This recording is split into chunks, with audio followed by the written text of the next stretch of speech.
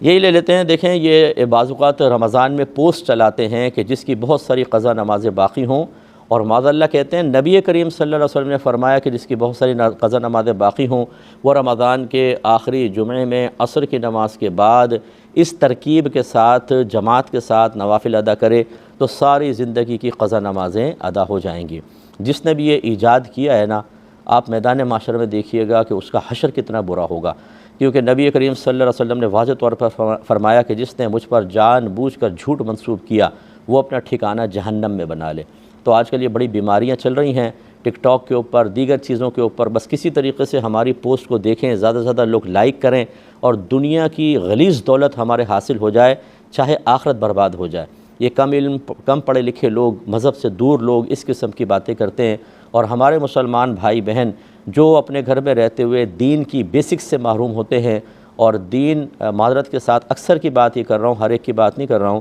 کہ اگر ہماری امپورٹنٹ چیزوں میں کی ایک فہرست بنا لینا تو دین سب سے آخر میں نظر آئے گا۔ ہم دین سیکھنے کے لیے تیار نہیں، اس طرح